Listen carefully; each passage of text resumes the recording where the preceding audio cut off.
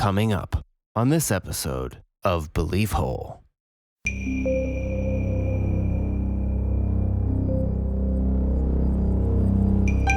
So Descartes suggested that the pineal gland was the seat of the soul. Right. Good old Descartes. He believed it was the seat of the soul because that gland, the pineal gland, didn't have a matching pair like the other sensory organs.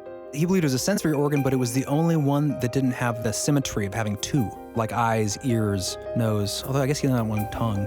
Well, but it's kind of split. You know, it's kind of divided. Or you're a snake man. No, you got that little stereo tongue. Yeah, see, like it's like a canoe. Could we use this silver cord to attach a consciousness, a soul to a clone or a machine? Is it possible for that cord to get hijacked? Say it is severed. Could you reroute that cable? Like if the vehicle was still working? Right. If you could reanimate, maybe that cord hardens. Then a demon or whatever could use that, or maybe they could latch on. When you have an astral projection, or you take DMT or ayahuasca and you have that vibrational pop. What if the vibrations that people feel are targeted vibrations made by beings in this other realm to compel you towards them? That's weird. To compel you into the other realm. Yeah, come forth and you trust them. Yeah, I thought of that too. Good or bad? They seem very excited to see you. Because they want to eat you, like a langolier. That whole idea of something attaching, it reminds me of David Icke's reptilians, and supposedly that they live in this vibrational state just beyond ours. In the fourth dimension? Yeah, and they attach to powerful elites that can control them. Oh yeah, like become like puppets. Riding on that tether, sliding on down. Yeah, they're on that silver umbilical cord. Ugh.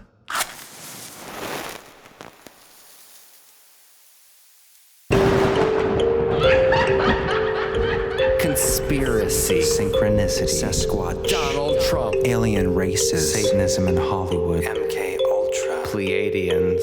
Mandela effect. Close the door, Ed. Jeremy, close your door! Snowflakes. Inner Earth. Disagreements. My lab. JFK assassination. Flat Earth. Corey Feldman. Magicians are demons. Specters and spooks. Sleep paralysis. Muslim Islamicists. The gender spectrum. Yes! Alternative history. Shadow people. Shh, quiet, I'm trying to say words with the mouth. Psilocybin. Sorcery. Poltergeists. Evolution. Is it real? Skull and Bone. Elf Tower. I would never talk about it. That's old. Y2K. Cover-ups. The Oklahoma City bombing. Vampire.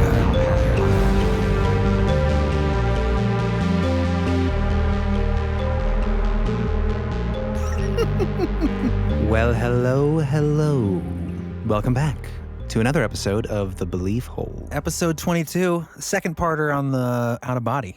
As many of you may have noticed, if you listened to our previous episode, which was the announcements episode, this is going to be our... after this episode, we're going to be taking a break for May. Right. But we will be back June. Correct. Early June. First week. Yes. We need a little break, but we'll be back stronger than ever. As we explained in the announcement episode, we're breaking so that we can make the show better in the back end and get you guys more content. Anyway, that's boring. We're here today with a great We do episode. need to tell people. Well, they had a whole episode about it. Yeah, but a lot of people probably didn't listen to it because it said announcements. It looks is boring. the title. It couldn't have looked more boring. If you didn't listen to it, skip past the announcements the first 20 minutes and we talk about worm people and other fun stuff. I still think it turned out to be a good show. Oh, yeah. Yeah, we talked about a lot of interesting, Yeah, it was crazy fun. stuff. We talked about, worm people who lived in night suits. We talked about... Knights? Oh, that's right. Suits of armor? K-N-I-G. Yes. Suits of armor. They're all topic ideas of episodes that will be coming up in the future. Talk about Tartaria. Tartaria. They're known for their tartar sauces. Hidden history. What do we talk about today, though? Today, we're going to continue off the last out-of-body experience episode, and we're going to be discussing not only the typical out-of-body state, but we're going to be talking about some near-death experiences and some interesting attributes to the out-of-body experience. Yeah, like to the astral projection phenomenon. The one I'm going to be diving into a little bit is the silver cord. I've heard of that. Have you heard of that? Okay, I have. Cool. I wasn't sure. Yeah, it was just a fascinating kind of aspect. Don't let go of the silver cord unless you don't want to come back, though. Well, the thing is, it's attached to you and you can't let go. Well, we'll get into it. We'll get into it coming up. But it's an attribute to the astral projection phenomenon. Yeah, we also have some amazing speak pipes with listener stories and a write-in that's pretty fascinating that ties into some astral plane animal attacks that I'm going to read. Oh, yeah. So it should yeah, be lots of good fan listener contributions. Yeah, so it should be a pretty well-rounded, interesting show, I think. Yeah, and we've got, for patrons, we've got 3 stingers for some of our special people that support us. Special candies. And then if you don't hear yours in this episode, it will be in the following one in June. And the speak pipes we have coming up are from Brandon, Zach, and Old Schmiedman. Is that Old correct? Schmiedman. So you guys, if you hear your name, stick around because you guys will be in this episode with your kick-ass stories and thoughts. Cool. All right. Anything else before we go to the news? No, let's do the news and then let's get into this awesome, crazy topic. All right. Yeah, there's a lot to get through today. A lot of fun stuff. It's fun.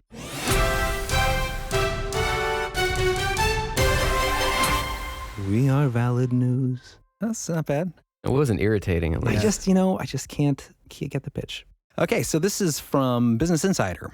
32 severed pig heads came partially back to life after scientists gave them artificial blood, raising questions about how we define death.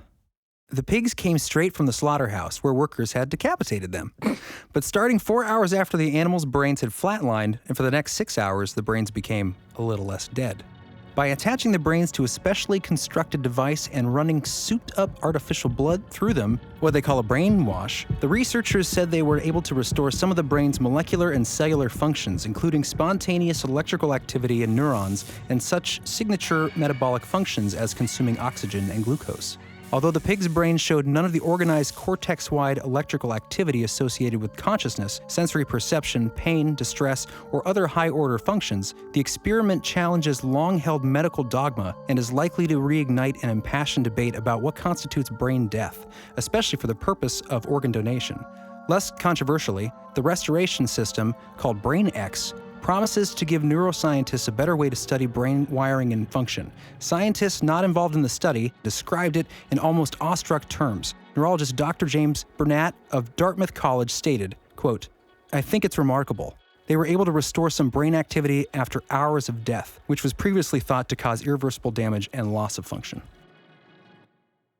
What does that mean Okay. exactly? So what do those words For people who What do those have words longer say? attention spans, those words mean Yale University performed an experiment where they took 32 pig heads from a slaughterhouse right after they were severed from their bodies, and after 4 hours of death, they were able to restore minimal molecular and cellular brain function in these pigs. Wow, that's what you should have said. Yeah. But that was great. That's a great summary. So these pig heads, they were able to restore what, like minimal, like what, could the eyes open or no motor functions, just it's chemical, electrical functioning? Chemical, molecular. It looked like, according to the story, that what it does is it maintains the health of the cells and the molecules within the brain to a degree where otherwise it would be degrading, and it actually was able to illuminate certain areas of the brain. But yeah, it didn't have any higher end functions like experiencing pain or any awareness. God, can you imagine being a part of that experiment? How weird that would be. I mean, just being the doctors and just like, does anyone ever go, what are we doing? Yeah. Like, this is an animal, like was a living being, and now we're Well, just reanimating it. Yeah, I mean, the whole thought of it, I mean, regardless of what it is, a pig or whatever, we're basically Frankensteining at this point. Yeah, absolutely. You're bringing back life, or trying to. It's interesting because on the level that they're doing it now, without the awareness or the higher end functions, they say, it'd be good for research into people with brain trauma. How can we reactivate those areas, which I think is awesome. Mm-hmm. But yeah, the further ethical implications of if you bring something back to a conscious awareness, if that's possible. I have a hard time thinking that that's really possible. We talked about this last night where it's like sort of the episodes we've covered, the idea that like if these are vessels, Yes. Right. which is what we're talking about today too. It's like, this isn't really our soul or our consciousness. These are just vehicles that we use. And if that's true, and this is going on, what could you potentially suck into the... Yeah. Oh, the void of the soul. Like, the idea. Yeah, like something else You may said- come in that's looking for a body to use. It ties exactly. I have so many notes on this coming up, tying in that specifically about astral projection, the cord that connects our physical And if body it to our gets astral cut? projection. And can it be hijacked? Right. Or could you replace it? Do you just become a well? An umbiculus? Ambiguous? Homunculus? Umbilical cordless? It's the point where the umbilical cord connects to your body. Umbilicus. How did you know That's that? a great band name. Umbilicus. I thought it was another word for umbilical cord. Turns out it's like the well of the seat of where the umbilical cord connects. So the That's umbilicus. interesting. And not Interesting. to go off on a tangent right now, but talking about the belly button, have you ever put your finger in there and wiggled it around, and all of a sudden you feel like this infinity, like this daunting forever vastness of Everyone time at and home, space. stop what you're doing. Take your finger, stick it in your belly button, wiggle it around until you start to feel uneasy. And I used to do this when I was a kid. You get it feels. It was the same feeling I get when I would think about the idea of eternity. Like the idea of like when I used to get freaked out about thinking about heaven when I was a kid, because I would think like, well, it never ends. Like, that sounds scary. And that same feeling of infinity I get when I stick my finger in my belly button. Well, that's so Which bizarre. is what connects you to, because supposedly there's an umbilical cord that connects your astral body to your physical body, and then your physical body. And it's connected to the mother too. The mother, yeah. It's like that was your connection The to chain of life life. at the beginning, Yeah. which is freaking strange. And that's supposedly what the astral body is, or what that silver cord that we're going to get into talking about is the energetic umbilical cord that connects your astral body, feeding life energy or prana to your physical body in this world so it can be animated. And just like we were talking about earlier, maybe these machines, these vehicles are just that. Our bodies are just vehicles, and we are the avatar for whoever is playing us, our superconscious or our daemon. Or the daemon. But this all gets into stuff we'll get into later. But it is interesting. I mean, this article, it just ties so well into this topic. And it even touches back onto our episode 3, where we talked about when we finally got past Jeremy drunkenly debating what consciousness meant for 20 minutes. That was a bad episode for me.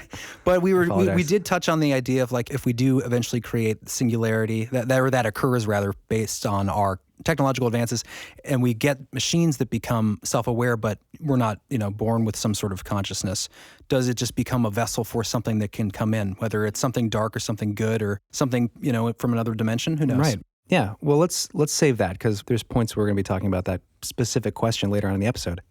Yeah. So you guys want to talk about pigs anymore or anything else related to that? No, I think that was a good kind of segue to where we're headed. Yeah, it ties right in, Chris. You want to summarize or introduce what's going to be? I guess we kind of did that. What I thought would be good to do, since we kind of mentioned in the last episode that we were going to just touch a little bit more on Robert Monroe in this episode. And for those who missed the last episode, first of all, go back and check it out before you listen to this one, if you got time. Part one. So I thought it'd be fitting to just at least do a brush up on Robert Monroe and maybe give some personal account from his book and play a clip. Yeah, just give us a brief description of who he was and then his accont. Brush it up. We don't need his birthday or favorite color. Okay, are you going to do that, Chris? Yeah, I have 3 pages of Wikipedia to review.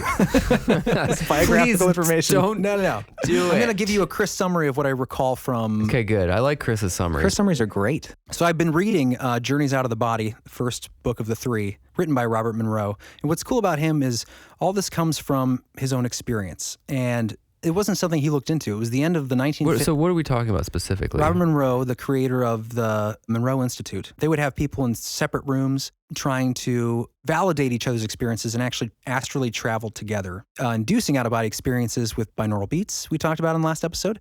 But his story, the way it starts, is interesting, and I just wanted to touch on that because he was a radio broadcaster and a researcher trying to develop techniques for deep learning while sleeping. His first experience occurred when he was living in the country with his family one day at home listening to the tapes and started to feel this vibration, that typical vibration feeling. It's a very difficult vibration. Oh, no. Is that soprano? Using that.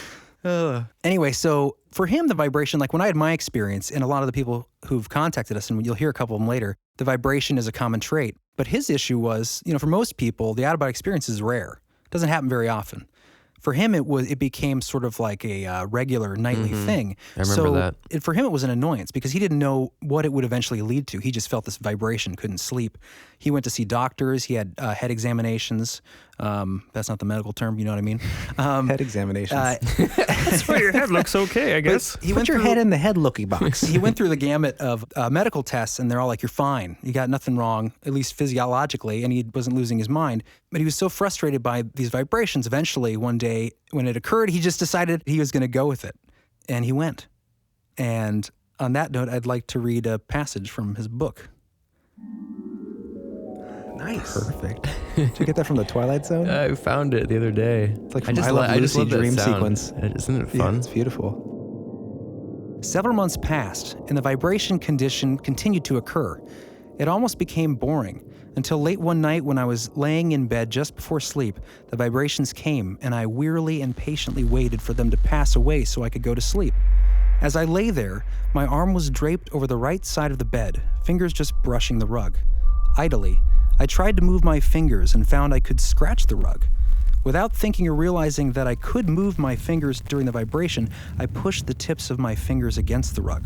After a moment's resistance, my fingers seemed to penetrate the rug and touch the floor underneath. With mild curiosity, I pushed my hand down farther.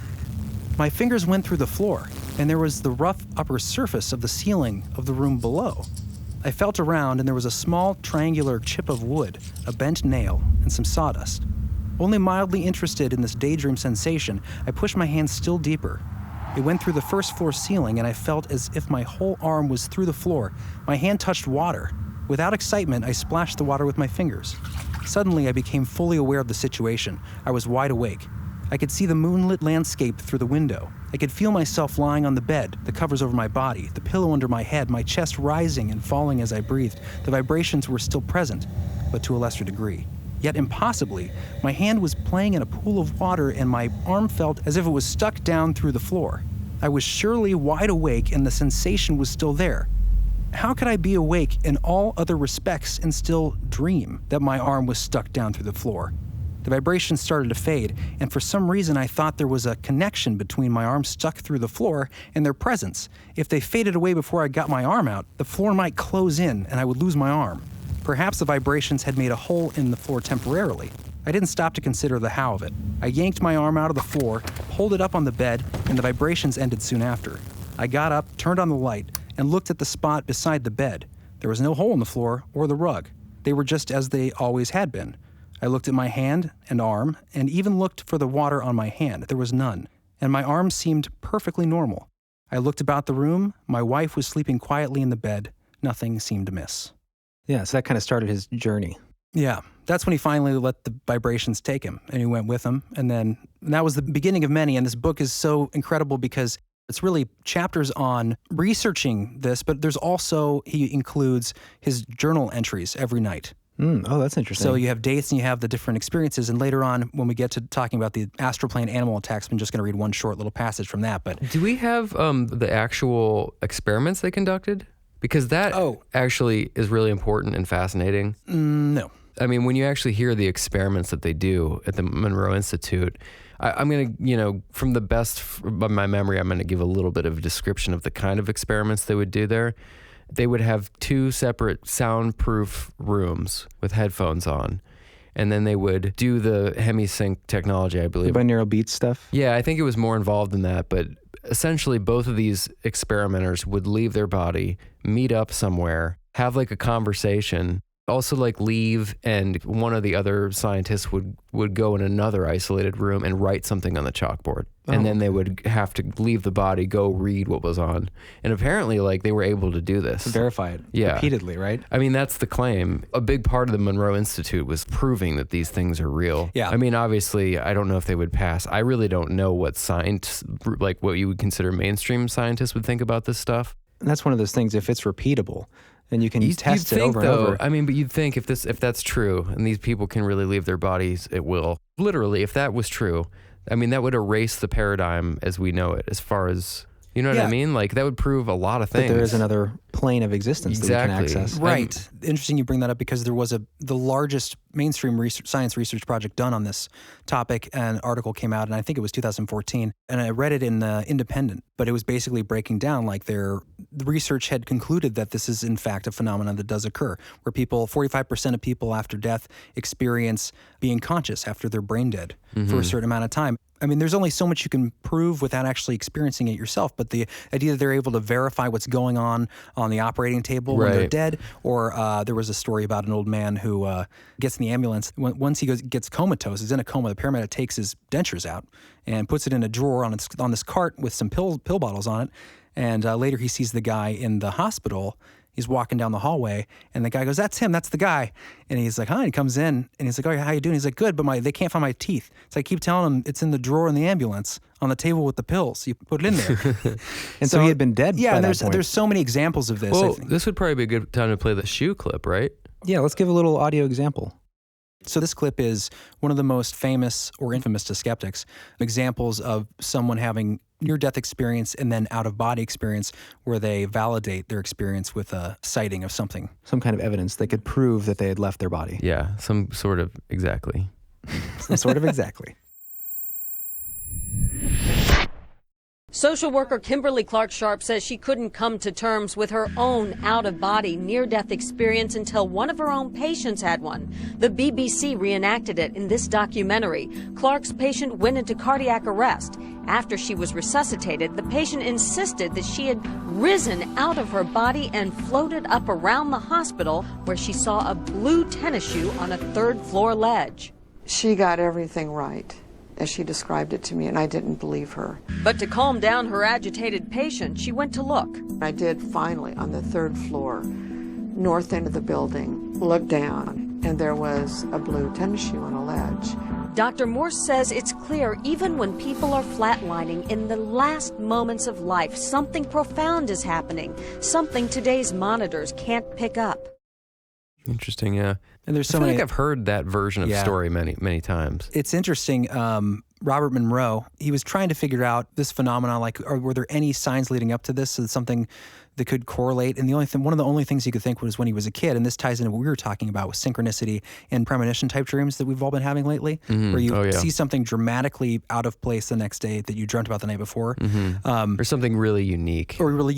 All night he was thinking, I need to get some money. Saturday there's a big party. And this is, the 40s or whatever. It's like, I need money They to had go. parties in the 40s? They had like some bootleg party. And so he's worrying about this all night, falls asleep, and dreams that there are $2 underneath an old board in his backyard. And he wakes up and he brushes it off, obviously, as a dream, because like, why would there be $2 behind, And but as he eats breakfast and then he gets up, and just to like shake away the idea, just be like, there's no, walks out there, pulls up the board, old board, grass grown over, and underneath it's rotting. There's ants everywhere, but there's 2 crisp folded $1 bills under there. And he didn't tell anybody because he was worried that somebody would claim it.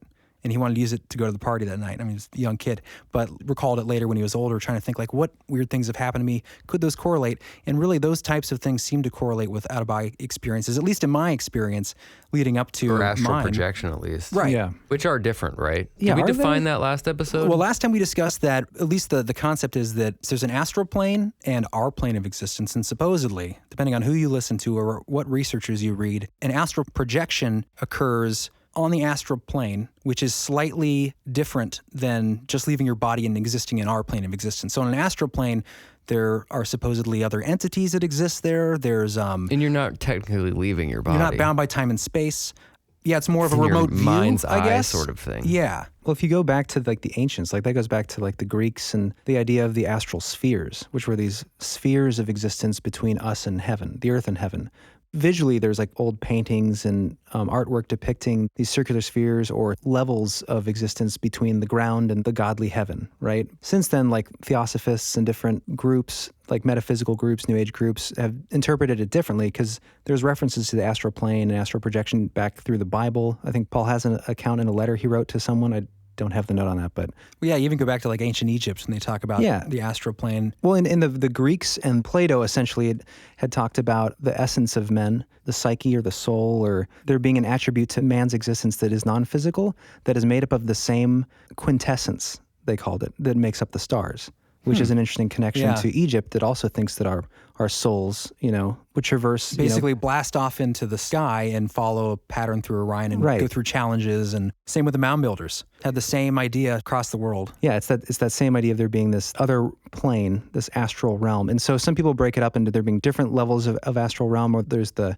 astral body, then there's the next level, like the mental body, then the unification with God is like the furthest away. And so depending on who you talk to, theosophists, religious scholars, there's different interpretations of that Right, astral yeah. realm. But for our sake, we could just refer to it as the astral plane versus the physical. Yeah. And then maybe beyond a unification with Right. What exists in that astral With plane? creation. What exists in there? What other type of entities? What strange nocturnal animals? What is the silver cord? Is that something you need not worry of, or something you must worry You much of? must need it for some Is things. that something that you should be aware of next time you travel outside your body or dream even? Mm-hmm. We will get into those questions and more Sounds after good. the break. Yeah.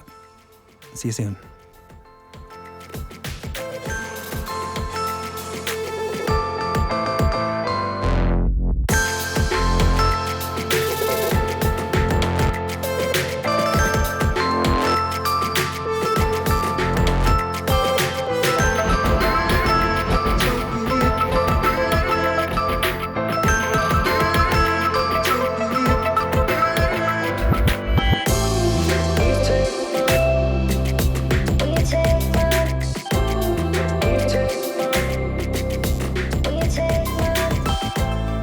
We'll be back.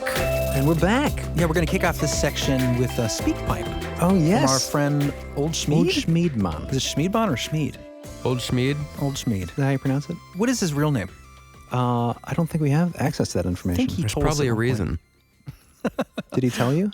I thought maybe one of our correspondents. I don't know. Anyway, he sent in a great story that's going to tie into the last episode. So we're gonna take a listen. Yeah, it was OBEs and DMT and stuff, right? Yeah. All right, here we go.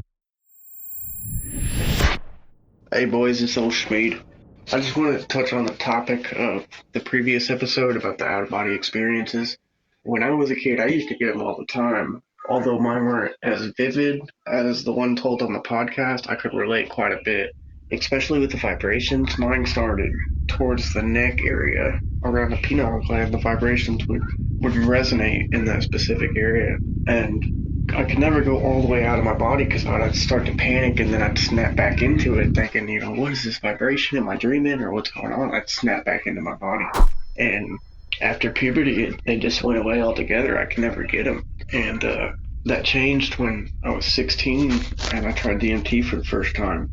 After my third hit, I sat back on the couch and I just felt that crazy, otherworldly vibration start to resonate within my body, and I just blasted off. And I was highly religious to that point, and after about 15, 20 minutes, I came back and my whole thought process had been switched. I knew at that moment, as soon as I came back from the trip, that I was no longer going to believe in the religion that I had followed up to that point in my life.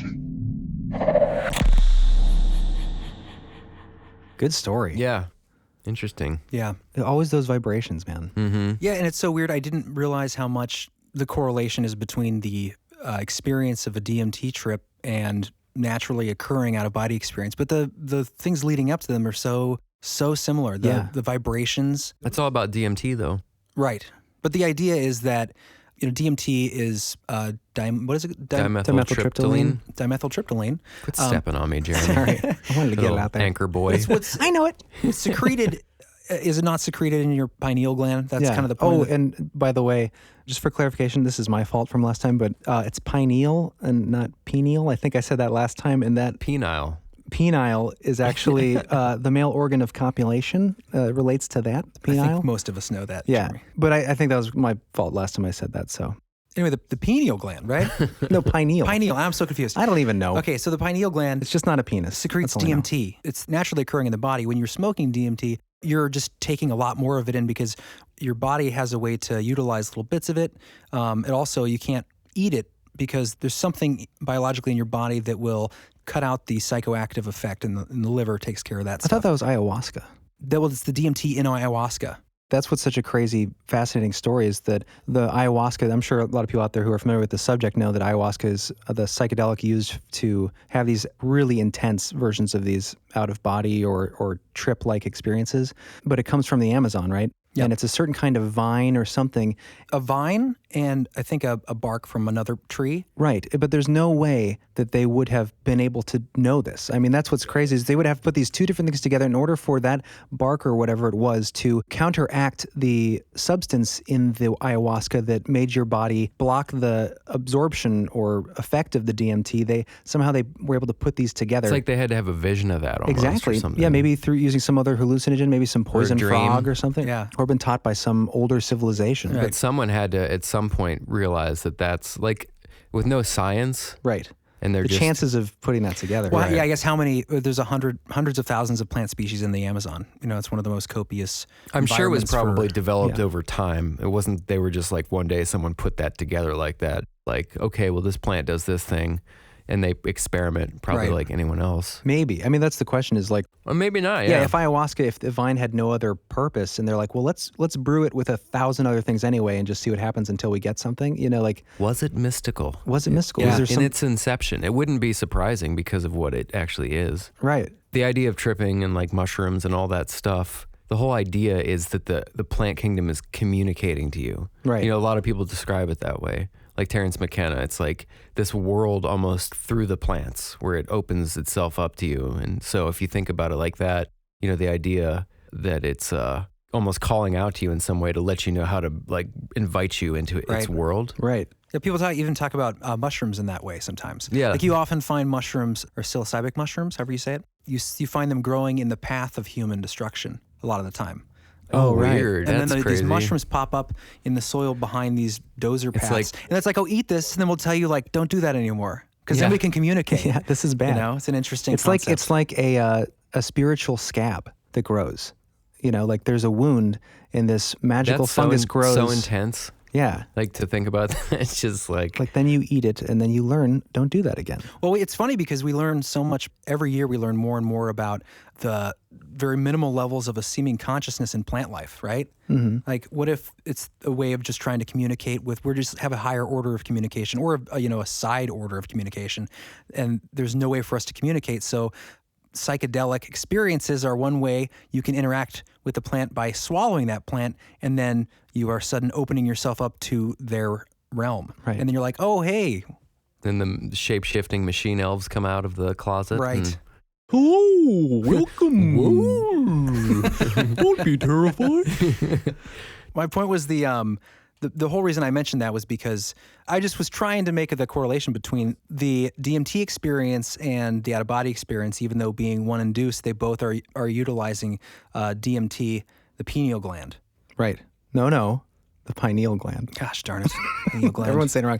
It's interesting. Even the ancients believed they were like Descartes. What he said about the pineal gland said, "It must necessarily be the case that the impressions which enter by the two eyes or by the two ears and so on unite with each other in some part of the body before being considered by the soul. Now it is impossible to find any such place in the whole head except this gland. Moreover, it is situated in the most suitable place for this purpose, in the middle of all the concavities." Yeah, so Descartes suggested that the pineal gland was the seat of the soul. Right. Oh yeah, I remember that. Yeah. Good old Descartes. He believed it was the seat of the soul because that gland, the pineal gland, didn't have a matching pair like the other sensory organs. Right. Because he So believed it was a sensory organ. He believed it was a sensory organ, but it was the only one that didn't have the symmetry of having two. So like eyes, ears, nose. Although I guess you don't have one tongue. Well, but it's kind of has split. You know, it's kind of divided. If you're a snake man. No, you got that little, stay out your tongue. Yeah, see, like it's like a canoe. Too cool to be real. The center seam. A big smile. But yeah, so that's interesting. I mean, it's been studied for a long time. But the connection with DMT, the pineal gland, when old Schmid was talking about the vibration that he's experiencing, that everyone experiences with the DMT before they can pop. It's interesting that with these astral projections and out-of-body experiences, people experience that same vibrational feeling going right up to what is called the crown chakra, which is at the top of your head before it pops. And when we get into the silver cord stuff, this idea of there being this cord that connects your physical body to your astral body, a lot of times in these experiences, they'll look back at their physical body and they'll see where the cord is attached, and it's attached primarily to the crown or the brow chakra, which is the forehead. So I just looked at a picture of where the pineal gland is, and it's right at the intersection point of the brow, the forehead, and the crown. Oh, interesting. Okay. So at that intersection point is where the pineal gland sits, and that crown chakra where you get that vibration before you pop out when you take DMT or have an astral projection, that's called the Sahasrara. If I'm pronouncing that correct. Is that a medical term, or is that like a That's the Hindu chakra. That's the term? name of the chakra. Oh, okay. So, Sahasrara? so medically speaking, when you're astral The medical projecting, chakras. it's said to be. This is what's interesting: is it's said to be the doorway into pure consciousness. This chakra. It is often depicted as a 1,000-petaled lotus with a pinkish aura. Sahasrara, I cannot say that without smiling, serves as a way of connecting to divine energy and is associated with our highest self. That's from yogiinternational.com. But it's interesting that Peer-reviewed? it's peer-reviewed. It's peer-reviewed by other yogis. By other yogis. But I keep saying it's interesting because it is the fact that it's referred to as the doorway to pure consciousness, and that is the door that must pop open when you have an astral projection or you have, you take DMT or ayahuasca and you have that vibrational pop right at that point, at that chakra. I just think that's Yeah, and that's fascinating when connection. when you read that to me, it was interesting because it ties right into the Terrence McKenna clip. Because when they talk about being a lotus, did you see that lotus thing? What you mean before you break through it? Yeah, McKenna talks about this. Oh, really? A lot of people see that before they break through to He calls it the chrysanthemum in his beautiful Terrence McKenna voice. Chrysanthemum. Do you want to play that clip? Here we go. You close your eyes and you see the ordinary warm brown closed eyelid scenario, and then these colors begin racing together and it forms this mandalic floral, slowly rotating thing, which I call the chrysanthemum. This is a place in the trip that you want to see as you go by it. The chrysanthemum forms, and you watch it for like 15 seconds. If it doesn't give way, then you didn't do enough. You have to do more. One more hit usually will do it. Well, then what happens is it like physically propels you through this chrysanthemum-like thing, and there's a sound like a saran wrap bread wrapper being crumpled up and thrown away, you know, that crackle. A friend of mine says, this is your radio intellecti leaving through the anterior fontanelle at the top of your head. I don't know what it is. And then there's this very defined sense of bursting through something, a membrane. And on the other side, as you break through, there's a cheer. There's a whole bunch of entities waiting on the other side. And you burst into this space, and they're saying, how wonderful that you're here. You come so rarely. We're so delighted to see you. And one of the things about DMT that's really puzzling is, in a sense, it doesn't affect your mind. In other words, you don't change. DMT doesn't lay a hand on the judgmental machinery. You break through into that space exactly who you were before breaking through. And the usual reaction of most people is something like, you know, and you think, God, because these things are there, and they're hammering at you, and they come forward. They're like jeweled, self-dribbling basketballs.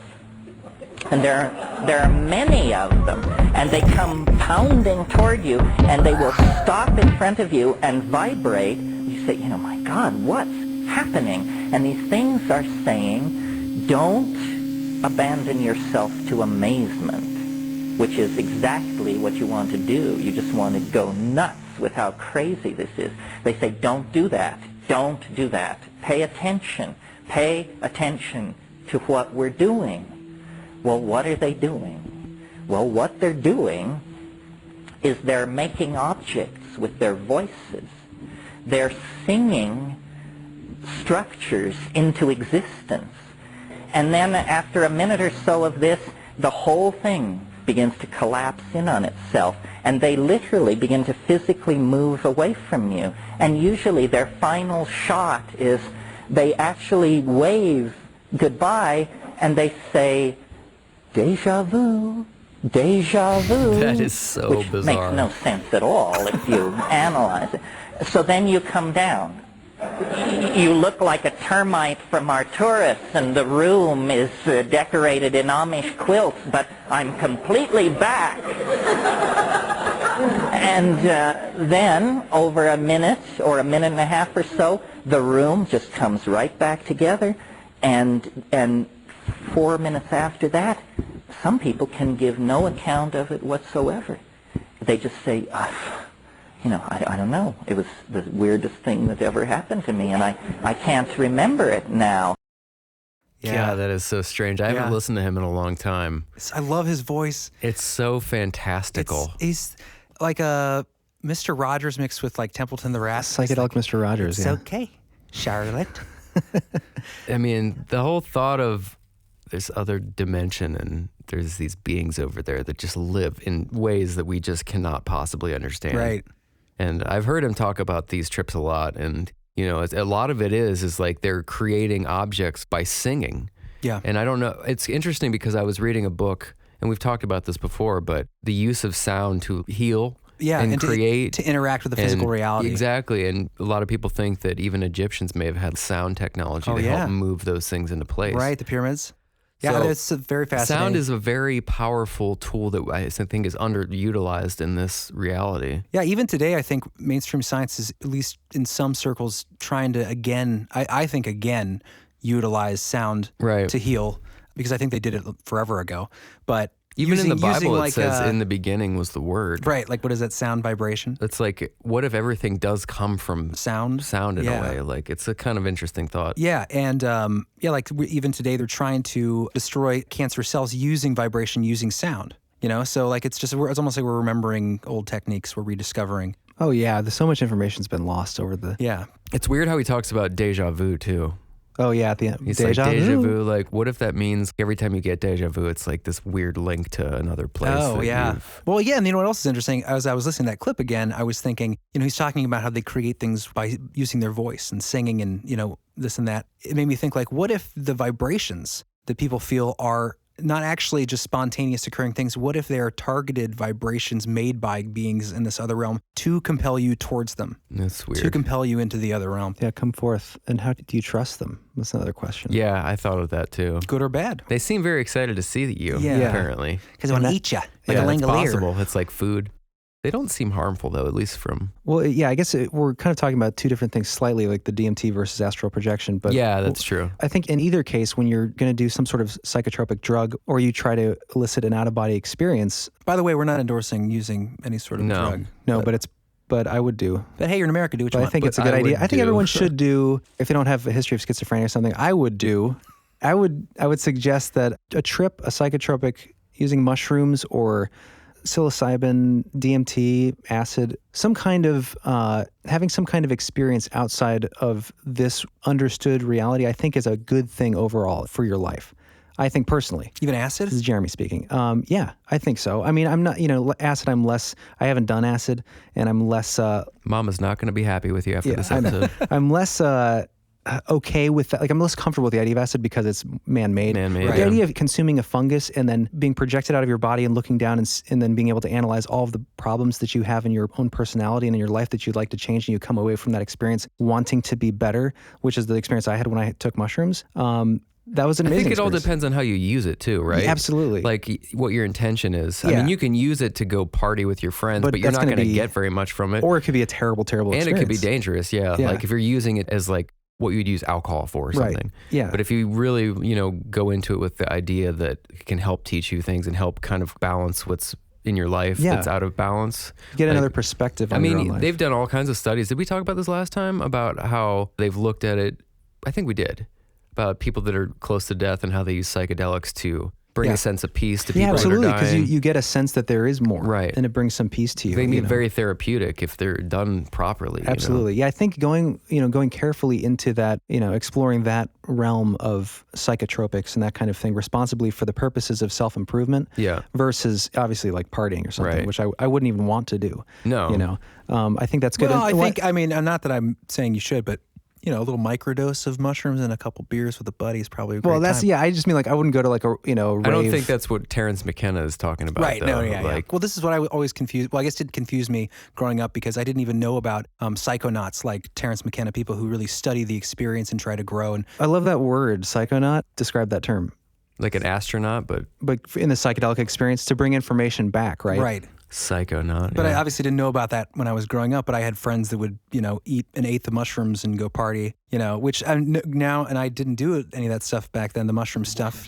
The mushroom stuff. But you're such a cool guy. Later on, so edgy. After researching the stuff that, we've been looking into, I think now, like, I would never take an eighth of mushrooms and go party, maybe to do like some self-exploration, but I'm also a very nervous person. Yeah, so you are. I'm also not the most adventurous guy. I'm adventurous. Well, adventurous as in like, lived in an RV. Not afraid of everything. I'm not afraid of everything, just flying and big horses. Big horses. Anyway, but going into this like astral projection, there are a line of people that believe that it's about your mind state going into it. We talk about these entities you might find out there, like the classical line of thinking in Greek times was the idea that it was the realm of the archangels, the idea of this astral plane, those existed there. But the demons, the dark shadows, the entities, the ugly faces that scare you and terrify you when you have these experiences, when the people that do have that, the argument from some people who practice this is that it's a reflection of your own fear, and not necessarily that they're not real, but you going into it with fear in mind, in your heart, and anxiousness, anxiety, bringing that into an astral projection or out-of-body experience, or even a trip, obviously, you're going to attract dark things to you because you're vulnerable, you know. Or it may be like, have you ever heard of the shadow self? The things that you've kind of hidden from yourself in your own life, that's In your sort of, psyche. at least during trips. Right. It seems like that's a lot of what that can be. Absolutely. Your own inner demons that sort of come to the surface during those. Well, like we said, like mushrooms can be a way for people to reflect on themselves, and it opens up to things that you might not be expecting to, you know, It's probably stuff you've have to address. buried. Yeah, guilt, whatever it is. It's like unearthing a grave. People can have really bad trips, especially if they're not the type of people to really do a lot of self-reflection. It's kind of like sweeping stuff under the rug. Yeah, I mean, the more solid you are, I think, as an individual with yourself and your psyche, and you've forgiven yourself, resolved the choices that you've made, regrets, whatever. If you've come to terms with all that, going into an experience like this is going to be, I think, probably more immediately rewarding and insightful and less scary. But of course, I think it's a good thing to do if you do have issues. But are you speaking specifically still about hallucinogenic experience? Not necessarily. I thought you were talking about the astral plane. I think all of it. I think all of it, where you're getting that DMT, that trip-like experience from inside. You know, I don't know. Is DMT supposed to be produced? Because I know it happens when you dream. So is it also? Well, it is. It's flushed when you die. Okay, so when you have that out-of-body experience through astral projection, is that also must be DMT, right? That helps loosen the quiver of, you know. Yeah, it's a lubricant to the hinge on the door. Right. It lubes up that silver cord. Yeah, lubing up that cord. A lot of great analogies being thrown around right now. Should we take like a break to kind of... Let's take a quick break. I really want to dig into the silver cord attribute to this phenomenon, because I think it's one of the more fascinating visual aspects to it. So, all right, we'll take another quick break here, and we'll see you guys in a moment. Quick bake. Break and bake.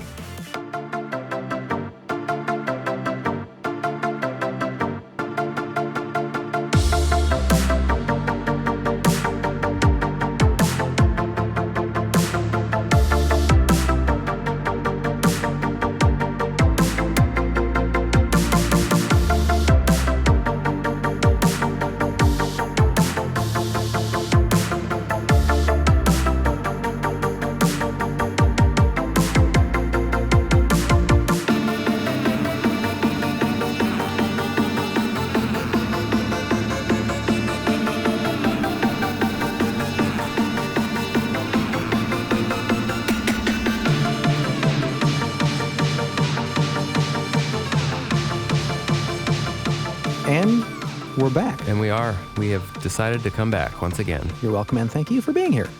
Now, before we jump into the silver cord stuff that I want to get into, we're going to take this time to say thank you to the people that have decided to sign up as patrons on Patreon. If you are enjoying the quality of the show and you'd like to help support us and also get access to content that we are gonna really start pushing, you can head on over to beliefhole.com and click on the Patreon button. Sign up to become a member, and we are going to have new content regularly here soon. But for the people that have donated, we do have some new stingers. Yeah, these are homemade, homebrewed, custom, fun little soundscape. Just for you, supporters. And if you don't hear you on here, you'll have yours in the next episode. So yeah. Stay tuned for that. So the first one I'm going to drop is from our good friend Terry Whitehorn. Oh, the Terry Whitehorn. And if you guys didn't hear the episode with him, he left a speak pipe about a encounter that he had with what he believes was a Bigfoot in Michigan, right? Yeah, he said he can't be sure, but it's a pretty compelling story. It definitely was a compelling story. I don't remember what episode we dropped. It was the Small Town Monsters episode. This stinger directly relates to that story of him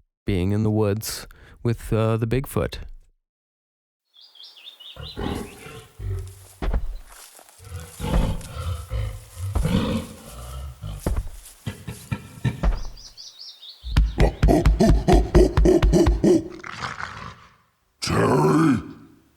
Terry, this is Bigfoot. It was me. That day I saw you at your cabin. I fell in love. I need to see you again. Terry, I've contacted Belief Hole in the hopes that we could run away together. I've been missing you. Thank you for supporting Belief Hole. Signed, Bigfoot. This is beautiful. So that was a recent correspondence. Oddly emotional at the end. I love that we don't hear each other's stingers until they're played, because that's so magical. I wish we didn't go last after that, because that was pretty amazing. That was great. I Yeah, felt like I was there. I felt like... How did you get Bigfoot to sit for a recording? I don't know. It took some coaxing. I had a deer carcass with me that he was interested in. Jar of peanut butter. And, he fell in love. Yeah, well, Sounds like it. how could you not with Terry? Terry's a seductive dude. No, thanks, Terry. Been really supportive, so we thank him for all his correspondence. We thank him. And his Patreon membership. Yes, thank you, Terry. So Who's next on our thank you list? next is going to be the twins. Oh yeah, Ryan and Nate. A couple of good guys. Hello, Nathan. Hello, Ryan. Funny seeing you here. We don't get a lot of twins down here in the hole. Twins aren't strange. Twins are better. Won't you stay with us? Won't you play with us? Now that you've supported the show, you can never leave. You're trapped. Oh, you're gonna laugh too? Well, I guess so. Okay. There's two of us. Your laugh was dumber. Okay. Let's do the whole thing again. All right. Yeah, that's good. I'm glad you kept that last bit in there. Yeah. So that was supposed to be like a little bit, sort of like a Shining thing with the twin creepy I liked thing. it. Yeah, that's what inspired it. Yeah, we wanted to do that because, for listeners who don't know, we're all brothers, and Jeremy and I happen to be identical twins, so we feel for Nate and Ryan and how people look at them. It is, you have a false celebrity, I call it, which is just basically people staring at you for no reason, except that you look identical and stopping it's weird. stopping you in the grocery store going, y'all twins? Y'all twins. Oh, what's that like? You guys got any crazy stars? And I'm lumped into this category And then now John's because they're like, you could be a triplet. I'm always you guys look like triplets. I don't know why it's It's always that all accent. black women. Yeah. Okay, then we have one more stinger. But then, yeah, thank you so much, Nate and Ryan. You guys are awesome too. Yeah, another guy that seems to really enjoy the show. Guys. But Nate's the only one that's really written in, hasn't he? No, Ryan has too. Oh, has he? Okay. Yeah. How dare you? Maybe I get them confused because they're twins. Yeah. What a twinist. Well, sorry. Okay, let's move along. Okay, so this is a great guy who's supported the show. New patron. I'm not sure how long he's been listening, but Mike is his name. But apparently Christopher is what he calls his government name. I guess that's what they call it. It goes by Mike. Down there in South Carolina. So, yeah, so we just whipped up this little... ridiculous little jingle that Jeremy and I came up with last night. I have not heard this. No, sorry, ahead of time. Ooh, Mike. Sometimes Christopher. You got a lot of something going on. He's got something going on, Mike. He likes to get up, he likes to get down. He lives around somewhere Charleston town now. South Carolina. He's in the hole. Welcome as to the well. hole, Mike. Welcome here, Mike. Wow. That was so cohesive. That was interesting. As long as Mike likes it, that's all that matters. We don't have the sound design skills, so it's easier to just put a song together than make like a soundscape. It was good. I'm sure he'll appreciate the effort. Is that what he'll be you're like, saying? God, I got the one that those two guys The made. lame one? Sorry, Mike. Sometimes Christopher. No, I think it was good. Well, thank you, Mike. Thank you to all of you. Thank you, all of you. Toos and Tuck. If you guys want to join and get your own stinger, feel free. We'll make them for you. Yeah, if you guys are interested in helping us to continue to make the show, we really appreciate it. Everyone that's helped so far, we are so, so grateful. We want to keep doing it. So yeah, anything you can do. Facebook recommendations, share with a friend. Reviews, likes, sharing definitely helps. Just word of mouth. Yeah, any reviews on iTunes definitely help too. Yeah. Yeah, and great stories from people. Great stories. We really appreciate you guys interacting with the show. It helps us stay motivated to keep making episodes. Yeah, I mean, we love doing it, but knowing that you guys are out there wanting to hear more. We wouldn't be doing it if we didn't have people that were interested in the show. Well, I'd still be doing it. That's not true. Chris would be in the You basement. got to have an audience. I have my own audience. Anyways, so what's next? Jeremy, do you want to wrap up your silver cord talk? Yeah, so, well, I haven't started it, but I'll make it quick. So the silver cord, this I found interesting. I just like the visualization of it and the fact that it's one of the attributes of the phenomena that different people experience. So it's kind of has that bit of that taste of validation to it, like something you can point to and be like, oh yeah, this is a similar attribute to the experience that kind of adds some credibility. Like this must be some sort of real experience. This is my quick explanation, my idea of what the silver cord is based on what I read. The silver cord connects the astral body to the physical. It's referenced all throughout theosophical and metaphysical literature relating to astral projection and is described as an energetic umbilical cord of sorts that feeds life-giving energy or prana from the higher astral self to the physical body. And what you'll see and what you'll hear in these stories about being able to see this silver cord is you cannot have it severed. It is connected with your physical body until the time of death. Once your body starts to die, as you get older, the idea is that the astral body starts to move further and further away and the cord becomes weakened until it finally breaks. Now, the question that I have, one of the questions that I think is fascinating, we kind of talked about earlier, was the idea of, is it possible for that cord to get hijacked? Say it is severed, right? And could you reroute that cable? Like if the vehicle was still working? Right. Like if like doctors earlier in the episode, we talked about that news article about the severed pig's heads. If you could reanimate, say the cord is, this is very literal, but say it's severed in half. Half of it is dangling from your physical body in an astral way, just outside the body. The other half goes away with your astral self into the unified, God sphere or whatever.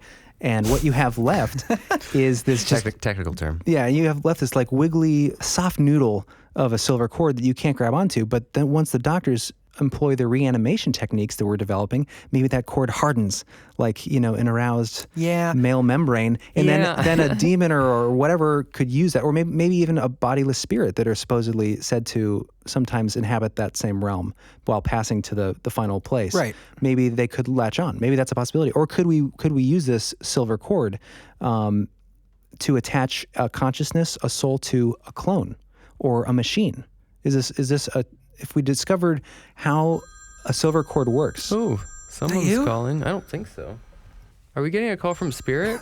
It's from Spirit? Hello, Spirit? Hello, Spirit? So if we could, with the technology we have now, if we harden that cord in some way or get it to reanimate our physical body using these new methods, could that cord be rerouted and repurposed for the use with connecting an astral body, a consciousness, to a machine, to a clone even? And could we then, like the transhumanists want to do, quote, upload our consciousness, which is such a nebulous, abstract term. We don't know how consciousness connects to the body. But if we do now, if we understand that the silver cord is a real thing and we start to identify the attributes of it in a scientific way, could we then connect somehow a recorded consciousness to the silver cord? Well, the only problem with that idea is the silver cord, this astral cord, exists in the astral plane. So there's no way to access that.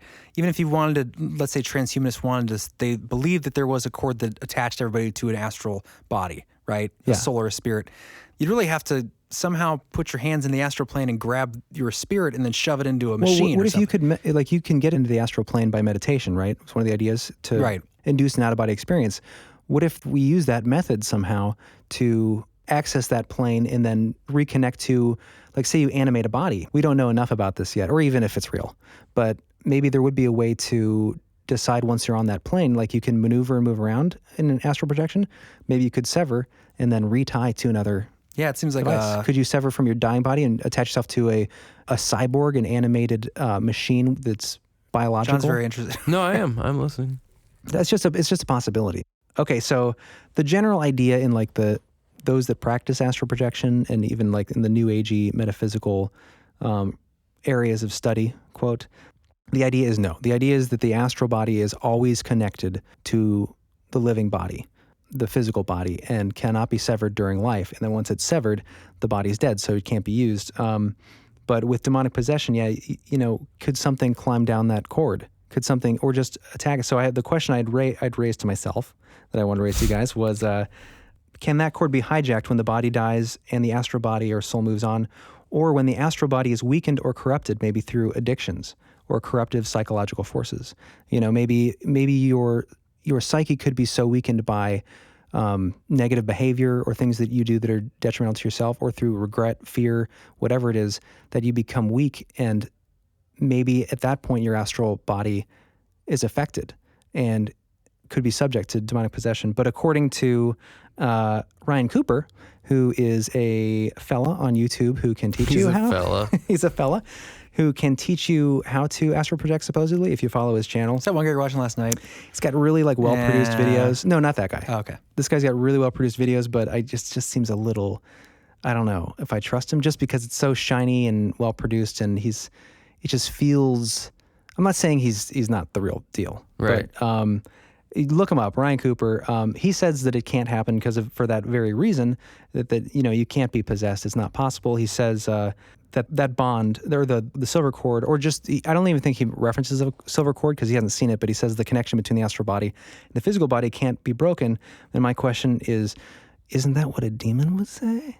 Exactly. Like if you were possessed, wouldn't you say that you can't get possessed? Well, Exactly. the problem with anything, I feel Not like, that he is. I feel like the problem with He's a demon. I feel like the problem with any of these, especially a kidding. lot of these channels on YouTube, when someone says that absolutely this can or cannot happen, I know I'm an authority, it makes me think, how do you know? It just makes me believe them less. Right. Like, how does he know that Because he's this cord cannot what be is his severed? claim to fame that he's He's been practicing this for a long. So he died when I he mean, was. technically, supposedly, you would know if he spent a lot of time in this other realm. Yeah, but would Yeah. you have? But has he gone up there and like tried to sever it? Like he would? How did he get this knowledge that it's impossible? No entity in It's any more- dimension yeah, could I mean, come over and I take don't know. over. Yeah. You know what I mean? The way he describes it is like, you don't have to worry about it. It's kind of like if you. Well, we don't even know all the rules of this dimension, and he claims he knows all the rules yeah, of this he's other. not. He's not going out there and saying, "Look, I claim this." It's more like if you rode a roller coaster and someone was like, a scared kid is like, "Is this okay to ride?" You're like, "You're gonna be fine." It's kind of that. Like it Yeah. could go off the rails. I don't I mean, know you for may sure. get decapitated like that little boy did like a couple Exactly. years ago. Yeah, But that's sad. But yeah, that stuff happens. But generally, the rule is no, it can't happen. So that's kind of what he was going off of, According to Mr. Cooper. according to Ryan Cooper. But check it out. Cooper, hanging with my man is such a high. Okay, Mr. Cooper. Good 90s reference. Yeah, but it's not just him. It's anyone like the Astral Institute I looked up to, and they say the same thing. Essentially, the link cannot be broken, and possession is not something to worry about. I don't understand. Are you reading this because you are just putting this out there for people that like? Well, the question of is possession possible during astral projection? Well, because it's been popularized through movies. Right. Like Insidious, they had The Further, which was where I think the child. That's exactly what you would say if you were a demon. Right? You'd be like, you're yeah, just come fine." on over. Well, the guy Ryan even says I'll it- leave the door unlocked. He even says in the for video you. too. It says, "Is it dangerous?" Actually, that might be from the Astral Institute, but they say, due to literature and cinema, probably referencing The Further from Insidious, this has become the biggest fear amongst most people. Like attracts like, and although the astral plane is occupied by many shades of character, your vibrational state will be the best security against evil. If you are not living a good life, then you are opening yourself up to influences from negative energies. Well, that's So pretty then that's common sense. Yeah. Well, Yeah. then that answer is kind of like, well, yeah. Right, And who is like 100% always well in their mind and spirit? right. You're a human. You're fallible. I'm sure you're going through stuff different periods of your life. So to say like generally you're okay to go, I feel like it's a little bit of a hopeful thinking, wishful thinking. I've heard of people that have done this stuff, even like ayahuasca trips, and they claim that they've actually had things attached to them. attacks. Yeah, and attached to them for long periods of time after, where they had actually had to get help Yeah. from like people that can, Yeah. whatever. I don't know how you would Well, explain and- it. Ward off whatever is attached to you. They're literally like psychically attached, Like psychic like leeches. vampires. Yeah, Parasites. in like this, ticks. we were talking about Robert Monroe earlier, one of the first outwardly spoken voyagers of the astral realm. In his journal entries in here, there's a chapter called Intelligent Animals, where he talks about these different sorts of entities that he encountered nightly and documented them as if it was a scientific exploration. And he had suckerfish type creatures that would attach to him, and through the course of several nights, he realized if he stopped like moving in this astral plane when these things were nearby, Oh, they would weird. leave him alone. It's but like if he the- made the movement, ghosts in they were Mario when attracted. you, like, look yeah, the other way. exactly, exactly. The other things he talked about, one was like a sort of a humanoid type a boy thing, but it would always climb on his back. And he'd have to try to pull it off. And That's terrifying. There's one bit in here I wanted to read, but I guess I could just summarize it. But it was a really interesting story about how he wakes up in the middle of the night, and there's this dark, shadowy, animalistic type creature in the corner, which he thinks is a dog of some kind that got into his house, into his bedroom with his wife, and it attacks him, and he's battling with this thing, and he's throwing it around, and eventually he throws it out of the window. And then he turns around and realizes that he didn't wake up from sleep. He's in the astral plane. So he literally woke up into the astral plane and had an attack with this sort of spirit element, animalistic dog type creature. And then he was able to float over and go back. But he said what he said from this experience was this specific entity and types like these entities, according to him, were just totally animalistic. There was no higher awareness like conscious. It was more just Right. They're aggression. living from that lower level Thing. It was just basically just it wanted a bear or wanted something. him. But I thought one of the most fascinating aspects of that was that he woke up into the astral plane. Dude, that's so weird, man, because that explains if that's true and if these scenarios are similar. I feel like I had this experience the other night. I had what I thought was a nightmare, but I guess when you think about the idea of, when you wake up and it's a dream, I guess. You think it is, but you wake up and you think you're in your bed. Everything looks the same room, yeah. Same room. I had this the other night where I woke up into a dream. Maybe it was the astral state, but I woke up and it was to an attack. Something was coming in my room, and I was laying there with Jess, and she was asleep, and I was waking up, and I knew it was something. It was like pure evil coming in, and I was just trying to find something that I could grab to fight this thing off, and it was so terrifying, and everything was moving like in slow motion, and then finally I woke up again for real. But I don't know. That's that just weird. reminds It me, sounds so similar. It's exactly the same. Like I woke up in bed, but I wasn't awake. My physical body wasn't awake. Maybe my astral body woke up, and that was an astral attack. I mean, that sounds so crazy just to say, but Hey, it's the right place to do it, man. in the belief hole, no one's going to hear me in the belief hole. No one's going to judge you here. But that's interesting. That whole idea of something attaching. It reminds me of David Icke's reptilians. And the supposedly that they live in this vibrational state just beyond ours. In the fourth dimension? Yeah, and they attach to powerful elites that can control them. Oh, yeah. This is like exactly how like you would puppets. do it. Yeah, it would be from that astral realm, I would think. They're just riding on that tether. They just loop sliding on themselves down. Yeah, they're on that silver umbilical cord. Ugh. But maybe that's how that would explain that. If you tie these two ideas together. In this astral projection thing, the silver cord is. So the earliest reference where that term comes from is actually the Bible. Really? The Jewish Bible or the Christian Old Testament. So this is from Ecclesiastes 12, verse 6 through 7. Remember him before the silver cord is severed, or the golden bowl is broken, before the pitcher is shattered at the spring, or the wheel broken at the well, and the dust returns to the ground it came from, and the spirit returns to God who gave it. Oh, crazy. So like, In other words, severing that silver cord, you return to God. weird. Wow. It's Just even like- back in the Bible? Wow, that's crazy. That's the first reference of that specific term. But it's been used theosophy, metaphysics, like early Christian Stephen King. Gnostics. But yeah, through all kinds of stuff. It's been there. So this idea we're talking about now that just sounds New Age. There's references in the past. There's references with Plato talking about the astral planes. Yeah, these are not new concepts. No. It's just Everything they fall into the New Age right now and because in our time everything has a label. Everything has a category. And it's like, oh, that's just New Age stuff. That's just this, that, Right. this, and it's Technically, it's old age. yeah, it's taking the old and creating a new idea with it. right. That's what the New Age does. Or just rediscovering it, not even creating a new idea, but Well, they take usually a bunch of ideas and put them together as like they borrow some from a lot of Hinduism different and- stuff. right. Yeah. Or even if you were just a Gnostic, if you were practicing Gnostic, which is like the earliest form of Christianity, I think, you would be considered New Age. Mm-hmm. I know, even though it's not new. And it's, just that old idea. But it's a metaphysical idea. I think anything metaphysical falls into that realm. Yeah. Witchcraft, New Age, That's just the way we look at things today. But it's all interesting how it all ties together with this idea of perception. And like if you can access this other realm, whether it's through DMT or near-death experience or whatever, or staying up too late, having some crazy 3-night bender of work. Oh, yeah, the smoke monster you're talking Smoke about? monster that you had. Yeah. But yeah, like these ideas where you're pushed to the limits where your mind and your... It's not functioning as normal. Right, and you open yourself up to some sort of departure. Yeah, you're removing filters. Yeah. Experiencing something bigger, something greater. But yeah, and there's more to look into with this phenomena of the silver cord. I think that's one of the most fascinating aspects of the phenomena. It ties in with near death. You see the silver cord, you see it without a body. I wonder if you see it in trips ever, or if that's just a different realm. Potentially DMT trips. Yeah, maybe. And I know it's rare. Like I know that even seeing it with astral projection out of body is very rare to see the cord, but there are instances all throughout time. So you guys can go home and dig deeper into that subject if you like and let us know. Find your cord. Yeah, let us know any questions you have about it, or if you find anything interesting, just shoot us a message at beliefhole.com. Yeah, and before we go to break, I wanted to just read a write-in story from a listener. So this comes from Madison. Thank you, Madison, for writing in, sharing this. She said, I just listened to your episode on out-of-body experiences, and I thought I would share a sleep paralysis experience I had. It occurred in that in-between state you were talking about.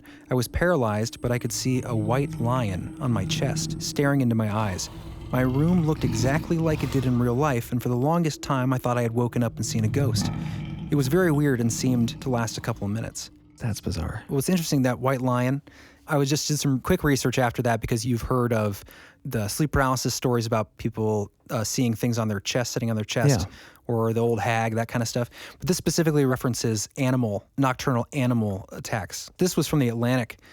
Nocturnal visits from beasts are a particular recurrent theme across cultures and apparent instances of sleep paralysis. And these animal manifestations are centuries old. In numerous European countries, a malevolent female horse was believed to prey on sleepers at night by pinning them down and riding upon their chests. No. Chest, sorry. Just to reference her story. These tales hide in plain sight in language that we continue to use.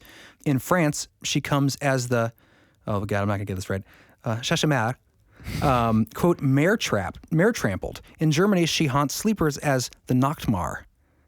And what is that? Yeah, nightmare. night horse. Nightmare. Oh. That's where we get the term nightmare, is from these experiences. Very similar to what she's describing. Like that painting, the Nachtmar is that, well, I don't know if it's called the Nightmare, I think. Right, with the horse. Horses in behind a curtain, and then there's like this gremlin creature sitting on the chest. Sitting on your chest. It's a famous portrait. But that's why we have the term nightmare. It comes from that German phenomenon. Wow. In Scandinavian countries, the word for nightmare literally translates as mare ride. In Iceland, it's martu. In Denmark, maradit. And in Norway, even help me with this one, mararit. It's just interesting. Yeah. Madison, I hope that makes you feel like you're not alone in this experience of having some sort of animal creature sitting on your chest. It's centuries old, you know. And it might not be, so according to the Ryan Cooper guy, he was, actually it's weird, I was just listening to him and he was saying how you get that feeling of depression on your chest. That's like your astral state in development. Because you always feel, like I always get this feeling of when I'm flying in a dream or something, it's always being pulled by the solar plexus. Like that's where I get that pull from. And that's also one of the chakras where this silver cord's attached. But his idea is that that feeling you get of someone sitting on you is actually your astral state in development, and you can decide or change it to be something positive. But he suggested that he turned his into I almost want to swear that he said white lion. But he said a lion. Oh, that's interesting. To sit on his chest that represented like power. And you can also envision guides to help you and turn it into something positive. If you see something negative, you can literally change it by imagining it. I like to think it's interdimensional energy feeding horse monsters. You'd rather our listener be attacked by an interdimensional... It's just more interesting than like you're in spiritual development of your chakras. I know, it's more woo-woo. Yeah. I like the monsters better anyway. But yeah, let's take a break if you guys are up for it, and then we'll come back. We'll wrap up with just a couple near-death experiences and some speak pipes. All right, and maybe some dancing.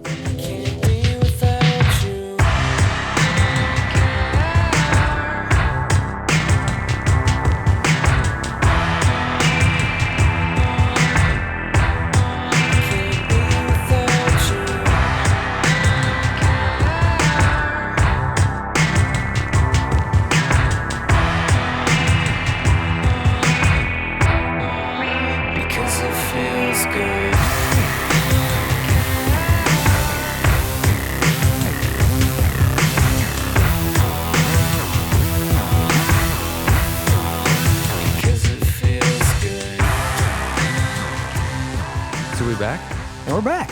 Yo, we're back. All right, well, I think we should start the section off with a fantastic speak pipe from our friend Brandon from Australia. Oh, yeah, this is a good one. I always love a good Australian accent. Yeah, and thank you for sharing with this. This is it's a very kind of a personal story. Yeah, definitely intimate. Yeah, it was. So we appreciate sharing this with us, Brandon. Here we go. Hi guys, Brandon from Australia here. Great podcast, been binge watching it. Just a quick story about an after-death experience. And during that between waking up and being asleep period of mine.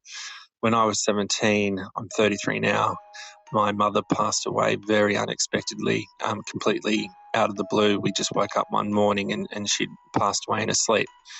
Anyway, later that same night, so the night that after she had died, I was actually in bed and I woke up at some point, and as I was waking up, I felt someone, I assumed it was my sister who had actually just climbed in behind me and was sort of spooning me in this great big cuddle. And, I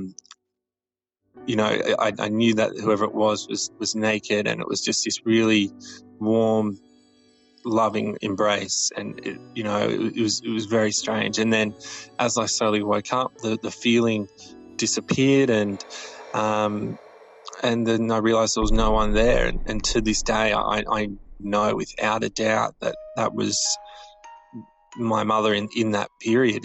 I've never experienced anything like it before or since, and yeah, just something really interesting for you guys.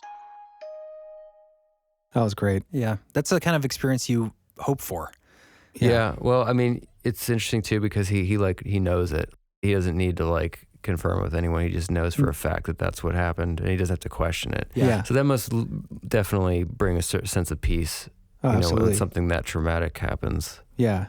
It reminds me of I had a dream of my uncle and my grandfather who both passed away, and I remember the feeling. I don't know if it's dreams or if it is this other state that you go to where emotion is so much more visceral and real, and you feel just like in this dream that I had, it sounds a lot like his dream, just that like a wealth of warmth and well-being and just pure love, unabated by any distractions of this world, just goodness and warmth. And I remember coming away thinking I had a visitation, like I had a connection. And reading about astral projection in those realms, there's the school of thought that it could be inhabited by these other entities or life forms, but also it's a state of transition for the person who's passed on. And you can experience those that have left their body through death and are moving to the unified God field or their next heaven or whatever. Stopping by to say hi, bring some peace before they move on. Yeah. It's such a common story throughout history in different places. Yeah, so thanks for sharing that, Yeah, Brandon. thanks, Brandon. It fit well within the show. Yeah, for sure. nice little positive twist on our... Yeah, definitely. So speaking of near-death, or are you doing after-death experiences? What do you want to talk about, Chris? Well, I just wanted to give just two accounts of a couple historical figures who had out-of-body / near-death experiences. I think it's intriguing when you have someone who's a well-known character in history. So who do we got? Who's our historical? These two stories come from, I finally got to use these awesome books that I bought you, Jeremy, well, kind of for me too, years ago for our birthday. Called Lifetime, this is a Lifetime series. How's Time Life? Too cool to be real. Time Life book series called Mysteries of the Unknown. When we were growing up, we had these in our library at our elementary school in the 90s. And like how as you go back in time, your voice does too. Like when we were in elementary school in the 90s. Anyway, I was our birthday coming up, and I was like, I'm going to find these books. So I found a good chunk of them on eBay, but they're hard to get. But now we get to use them because we have a show about crazy mysteries. Good piece of paranormal nostalgia. So what did you find in it? This is from the book Psychic Voyages. This is about Charles Lindbergh. You guys familiar with him? Yeah, he was the pilot, right? Yeah, he was that famous pilot whose baby got stolen. The Lindbergh baby. You always hear about that? I've heard of it. And ransomed. I don't think they ever found the baby, though. He's probably found him in the astral plane, though. Okay. Nice anecdote. All right. This is The Ghostly Flight of Charles A. Lindbergh. For Charles A. Lindbergh, the most extraordinary moments of his 1927 transatlantic flight may have taken place during the trip's 22nd hour. Enveloped in a dense fog, staring blankly at the instrument panel, battling an overwhelming desire to sleep, Lindbergh felt himself becoming as formless as a ghost. Quote, I existed independently of time and matter. I felt myself departing from my body as I imagine a spirit would depart, emanating into the cockpit, extending through the fuselage as though no frame or fabric walls were there, angling upward, outward, until I formed in an awareness far distant from the human form I left in a fast-flying transatlantic plane. But I remained connected to my body through a long extended strand. There's that cord again. Oh, yeah, the cord. A strand so tenuous that it could have been severed by a breath. Lindbergh realized others would attribute his out-of-body experience to extreme fatigue. In his autobiography, the aviator responded to that logic, quote, my visions, he wrote, are easily explained away through reason, but the longer I live, the more limited I believe rationality to be. Interesting. Interesting story. It ties right back into that cord idea. Yeah. And the rationality. Yeah. The limits of how much we put on the so-called rationality. Material rationalism and ignore our instinct. And it's interesting that as he hovered through his fuselage, he didn't zip away with the speed of the plane. But that makes sense, especially if you look at Tom Campbell's stuff and how this world is informational based. So that plane of existence, they argue, is not even there is no distance, there is no time. It's connected by energy. It's just information. Yeah. It's you're experiencing it in a way that is familiar, but there's no real distance. That's what they believe. That's a whole other episode. Whole other thing. Last story I have here. Are you familiar with Ernest Hemingway, writer from back in the good old days? Heard of him. A Taste of Death for Ernest Hemingway is the title of this story. Sounds uplifting. I figured that was the title. That was the title. And the first word is it. It was an oppressively hot July night in 1918 on the Italian front near the village of Fossalta, Only the light from the enemy fire illuminated the moonless sky. Crouched in a dugout, Ernest Hemingway, a young officer with the U.S. Ambulance Corps during World War I, listened intently to the staccato of small arms and mortar fire. Suddenly he heard a mortar shell hurtling through the air, and an instant later, fire exploded around him and shrapnel splintered his legs. In the agonizing moments following the blast, Hemingway later told a friend he sensed his spirit leaving his body as if in death. Hemingway also described his own near-death experience in his 1929 novel, A Farewell to Arms, in the episode in which the fictional Frederick Henry is wounded. Quote, "I tried to breathe, but my breath would not come," says Henry in the novel. "I felt myself rush bodily out of myself, and out and out and out, and all the time bodily in the wind. I went out swiftly, all of myself. I knew I was dead and that it had all been a mistake to think you just died. Then I floated, and instead of going on, I felt myself slide back. I breathed and I was back." So again, like that continuous feeling when you return from an out-of-body experience or near-death experience, oh, this isn't the end. How silly of me to think that bodily death is death and that that's it. Right. That's the one comfort, I think, for anybody who has an experience like this, is that you continue on. Yeah.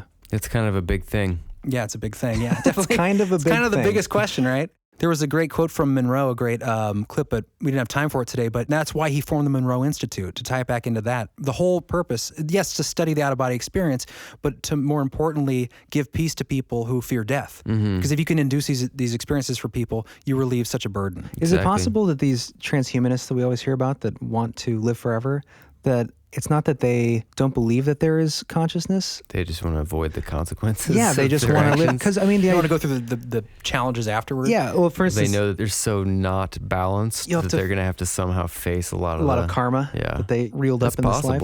Yeah, maybe they want to use the tool of the astral realm to continue existence here. You know? Without having to like recycle or whatever will happen. There's actually the co-founder of Wired magazine is co-authored a graphic novel called The Silver Cord. And it's a short description. Financed by fans, this huge graphic novel is the coming-of-age story of a teenage girl set in a unique and original world filled with both angels and robots. Her story is a page-turning techno-epic that recounts the clash between self-conscious robots and a million different species of angels. While pure cinematic fantasy, the story anticipates the real issue of whether machines can have souls. Well, it's called The Silver Cord? And it's called Silver Cord. Wow. I'm sure they've heard of that. Yeah, absolutely. It's not an accident. Yeah. It was only us. Right. No, we were the first. But that's the question. Yeah. Would transhumanists want to use the astral plane and it's some kind of technology to give souls to robots? Well, it's possible. Why not, I guess. We have one more speak pipe, right? To take us out? Yep.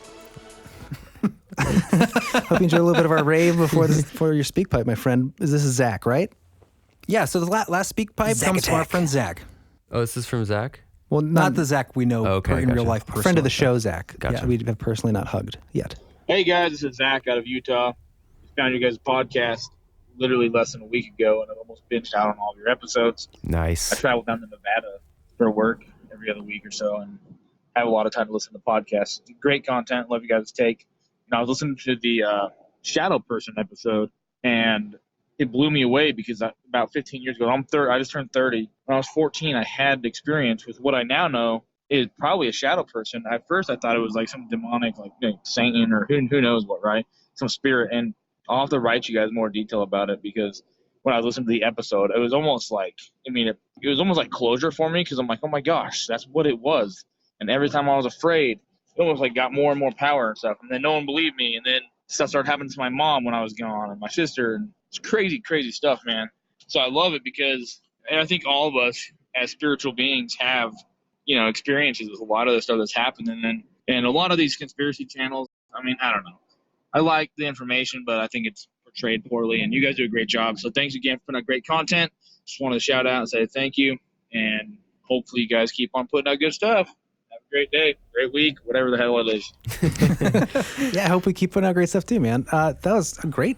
Yeah, appreciate Great the encouragement. Yeah, and when he mentions that hearing other people's stories or hearing people talk about it on different shows or our show or whatever, that it gives him a sort of closure because he realizes he's not alone. And I think that's the important thing. I think that's really awesome that our show can kind of reach out to a lot of these fringy topics. Like it isn't discussed as a normal part of life. Yeah, there's a lot of. I mean, I think in regular day life, a lot of people don't have people they can turn to if they have an experience like this. If they live within a community of people who are very disbelieving in anything non-material. Yeah, So like, we're weird and we're. I don't think so. I think a lot of this stuff is actually the way the reality works. It's just we kind of compartmentalize the physical with all these other sort of esoteric fields that we don't understand, or really a lot of times people don't want to understand. They just want to live their life because they're overwhelming. Well, it's a lot to do in life too. Yeah. Sometimes, I mean, reality looks weird from a perverted form of perception that we have in our society. Mm-hmm. The real is what's weird. We've become so removed from spiritual existence as far as ancient cultures had a balance between growing technology and spiritualism. I'm not speaking specifically about religion, but any kind understand that there was something other than just something material. Exactly. And I feel like the more we get away from that, the more we grow in rates of depression and distraction and confusion, and because we don't have that connection anymore. And especially the outlook, the worldview, just these rabbit holes we go down as a society. They're just so meaningless and empty and energy sucking. Like the end of this episode. What do you mean? It's full of energy. Hurrah! Oh, wow, you saved that. You are trapped. That's okay. That's great. In the hole. On that note. But yeah, Zach, you have more details of that story. Send it in because we might revisit the shadow person. I think we're definitely going to do another shadow Absolutely. people. Yeah. It's a popular episode, and I think we were still kind of forming the show at that point. Yeah. And we were still getting the feel of structure and just how to banter properly with each other. So and there's always another angle, another twist. We can get in with shadow people. We could go a whole different direction than we did in that episode. I mean, we could spend an hour just telling stories, I'm sure. Yeah. So that was episode 7. If you guys haven't heard that episode, go back, check it out. Speaking of stories, send in more, guys. We love hearing your stories. We love to be able to share your stories. It's fun to have people,